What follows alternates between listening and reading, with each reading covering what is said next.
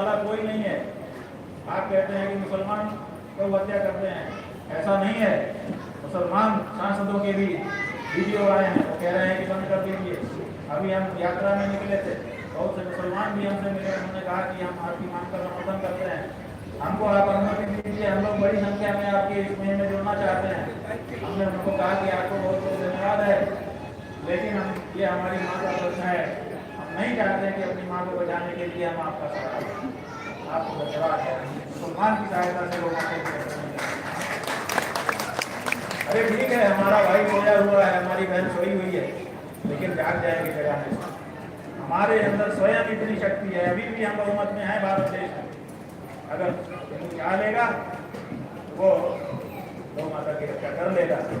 अपनी माता की रक्षा हम अपनी ताकत से करना चाहते हैं, ये हमने होगा, लेकिन बाधा नहीं है वो, ये हम बताना चाहते हैं। इसी तरह से जब हम पिछले वर्ष भारत के हर स्टेट में जाकर के गौ माता का ध्वज लगा रहे थे, तो वो करके राज्यों में गए।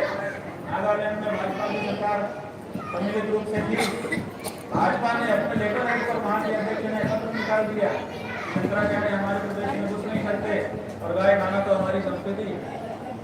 भाजपा के प्रदेश अध्यक्ष ने लिख दिया। हमने और वहां पर अरुणाचल प्रदेश में एक विद्यार्थी संघ था, उसने विरोध किया, जो ईसाई थे, तो हमने पोप के यहाँ फोन लगाए कि आपके ईसाई यहाँ पर उत्तर पूर्व में बढ़ गए हैं और वो हमको रोक रहे हैं और कह रहे हैं गाय के बारे में कि गाय खाना हमारा धर्म है, संस्कृति है। तो पोप ने हमको 2 नंबर भेजे, भारत में हमारे जो लोग हैं आप उनसे बात करिए, हम बिल्कुल स्पष्ट कर रहे हैं ईसाई धर्म में गाय को मार करके खाना धर्म का अनिवार्य अंग नहीं है। जो ऐसा कह रहा है वो ईसाई धर्म की बात नहीं कर रहा। इसका मतलब है कि उनकी तरफ से भी कोई मनाही नहीं है। जब मुसलमान नहीं रोक रहा है, जब ईसाई नहीं रोक रहा है, जब बौद्ध नहीं रोक रहा है, बुद्ध भगवान यहाँ पर किसी समय बौद्धों का बोलबाला था बिहार में, जगह जगह बिहार था, तभी तुर्की लोग आए तो उन्होंने देखा तो इस का नाम बिहार कर दिया।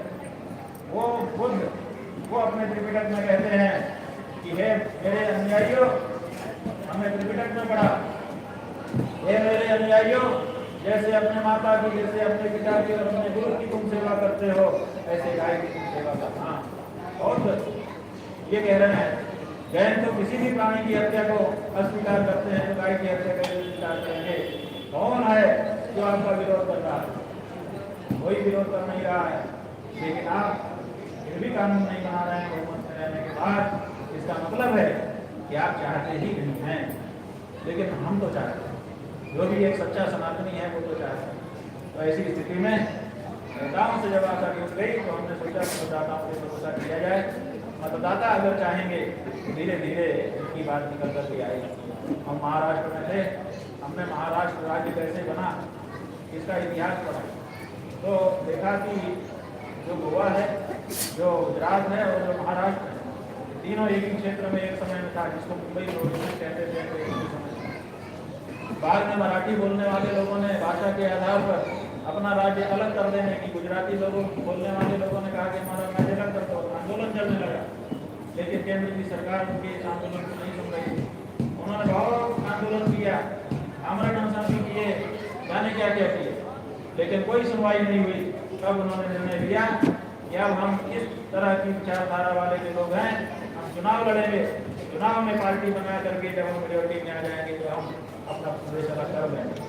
जब उन्होंने चुनाव लड़ना शुरू कर दिया, वैसे ही केंद्र सरकार ने कहा कि आइए बात करते हैं, और बात करके महाराष्ट्र प्रदेश को राज्य का दर्जा दे दिया। इनको राजनीतिज्ञों को फर्क नहीं पड़ता कि आप भूखे रह करके मर जाओ। आप जो है बड़ा हुजूम लेकर के चलो, ये आग लगवा देंगे और आपके ऊपर उल्टा धारा लगवा देंगे। अभी लद्दाख में क्या हुआ है, शांतिपूर्ण प्रदर्शन हो रहा था और उसी में कुछ ऐसा हो गया कि आग लग गई। अब जितने आंदोलनकारी होंगे सबके ऊपर मुकदमा लादने का इनके पास बहाना होगा, सबके ऊपर मुकदमा लाद दिया जाए। आप बात नहीं बोल सकते। तो इसलिए हमारा ये कहना है कि हिंदू जाति किसी खतरे में ना पड़े। आप बिल्कुल खतरे में मत पड़िए, कोई हुजूम इकट्ठा मत करिए, पैसा भी मत दीजिएगा।